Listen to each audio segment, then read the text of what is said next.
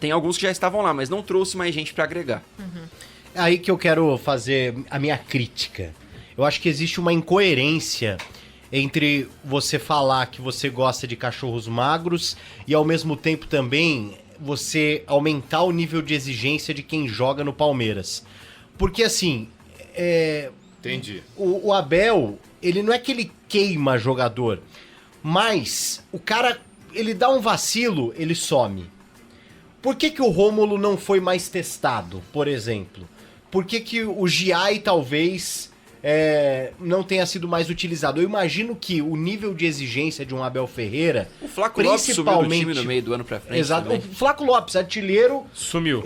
Em um dado momento ele sumiu. O que me parece que o Abel ele fica insatisfeito com alguma postura, com algum jogo, e o cara some. Isso vai minando, talvez, a confiança do jogador. Talvez seja uma crítica ao trabalho do Abel, mas que com alguns atletas pode dar certo, ou às vezes com o mesmo jogador, num período pode dar certo e no outro período pode dar errado. Então, assim, você exige muito de jogadores que não estão prontos e que talvez a única forma deles ficarem de fato prontos é você usar o cara, entendeu? Gastar o cara. Sim.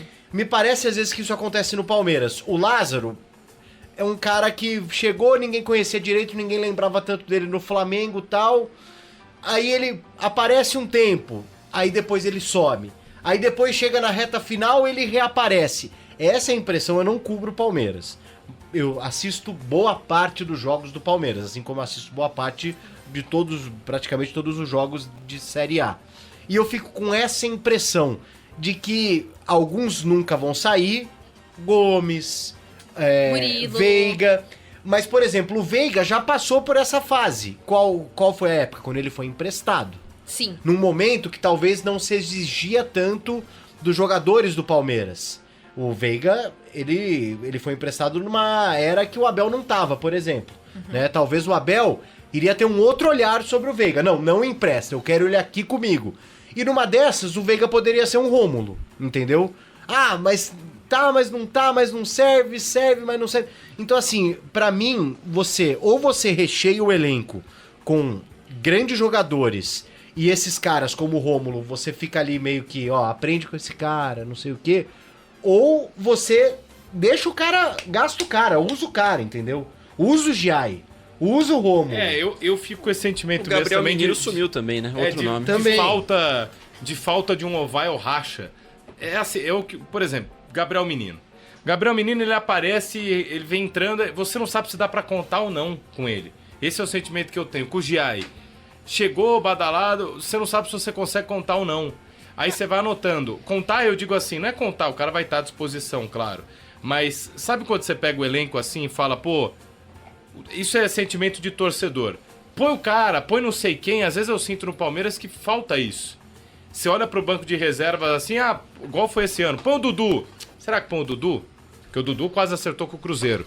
O Dudu tava sem jogar. Não sei. Põe o Caio Paulista. Mais de um ano sem jogar. Será que põe o Caio Paulista mesmo? Não dá pra saber se ele vai... Tem jogos que o Caio Paulista foi super bem, tem jogo que ele foi desastroso. Põe o Menino. Você não sabe o que vem.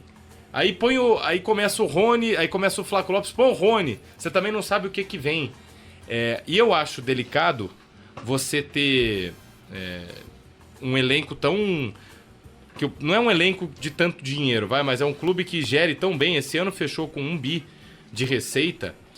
E você ter um elenco que, por exemplo, comparando com o Palmeiras, ou melhor, comparando com o Botafogo, comparando com o Flamengo, você olha pro banco do Flamengo, o torcedor fala, põe Michael, que ele rende. Olha no banco Luiz do Flamengo, Araújo. Põe o Luiz Araújo.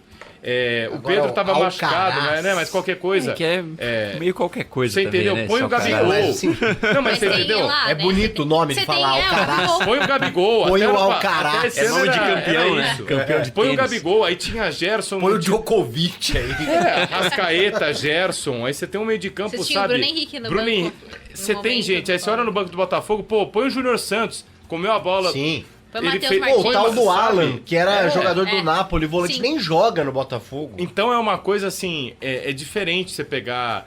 É diferente você pegar... Mas o jogo que o Alan começou aí contra o Pachuca, né? Uns dias atrás. Nossa. Nossa, isso aí foi trágico. Mas aí não valia nada, né? Então, Já mas... discutimos sobre isso, né? Vou te olhando, né? Eu acho que o Palmeiras às vezes tem medo de arriscar no mercado também. Acho que o Palmeiras criou tanto essa coisa do... Não, nós temos uma base muito boa e de fato tem uma base muito boa, que surgem bons jogadores. Tem aí o Luiz também, que é uma promessa do Palmeiras. Então, assim, o Palmeiras tem bons jogadores. O Vitor Reis, por exemplo, que estreou esse ano, zagueiro, também é bom jogador. Só que o Palmeiras ficou tanto nessa coisa do... Nós temos uma base, a base pode resolver. Porque realmente isso aconteceu na Libertadores de 2021. Você tinha muitos moleques da base. Você tinha o Verón, Gabriel Menino, Patrick de Paula, Danilo. Você tinha o Renan, que era zagueiro. Muitos moleques bons da base, que você meio que se apegou nessa teoria de que a base sempre vai resolver. E aí eu fico com a sensação de que o Palmeiras para no tempo em comparação aos outros adversários. O Flamengo, ele pode usar 2, 3 moleques da base, mas ele vai ter jogadores lá que vão ser cascudos e quando precisar, esses caras vão estar lá. O Botafogo, ele pode... É bem difícil, né? A gente tem poucos jogadores do Botafogo da base, assim. Hoje é mais um time praticamente montado para ser campeão, contratou um time para ser campeão. Exatamente. Mas o Botafogo tem lá seus jogadores cascudos. E no Botafogo, a gente não tá nem falando de caras grandiosos. A gente tá falando de... Pô, Luiz Henrique talvez seja o maior nome desse Botafogo, né? O Almada tem a Copa do Mundo, mas jogou pouco. Jogou, na verdade, só uma partida e pouco tempo com a seleção da Argentina. Mas o Luiz Henrique é o grande nome. O restante não é, gente. Poucas pessoas sabiam quem era o Barbosa, o Bastos, o Matheus Martins, Matheus Ponte. O Igor Jesus tava escanteado na Arábia Saudita. Então, assim, eu sinto que o Palmeiras tem um pouco desse medo de trazer um cara... Ainda. O Palmeiras tem medo de contratar um cara muito grande e esse cara virar estrela, né? O Palmeiras e o palmeirense tem muito assim, não, ninguém pode ser a estrela do time, tem que ser o conjunto. Mas às vezes você precisa de um jogador assim. Você precisa de um cara assim. Vamos colocar o Corinthians que a gente falou de ontem. O Corinthians tem 3 estrelas hoje, eu digo, vai. Que a gente falou, tem Garro, Yuri Alberto e Depay. Você não tem como tirar... Não, você tem um cara que ele é midiático ainda por cima, né? Porque o Depay não é só... É que eu acho que estrela, muitas vezes, é uma linha tênue entre o cara ser um estrela e ele ser um estrela ruim de grupo.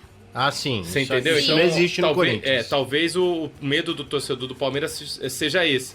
Traz um Gabigol, igual gente, tinha. mas tá na hora de, né? Eu também acho. Superar, mas a gente tá falando... Mas o Palmeiras tá ficando pra trás, gente. Foi um ano que... Eu acho que assim, o ano do Palmeiras, ele é positivo quando você termina o campeonato pelo menos em segundo lugar e você é campeão paulista. Beleza, você ganhou um título e você chegou em segundo lugar num campeonato que exige uma regularidade. Então você chegou em segundo. Muitos times, o São Paulo praticamente largou depois que foi eliminado da Libertadores. O Corinthians passou boa parte ali na zona de rebaixamento. Você viu o Fortaleza em ascensão.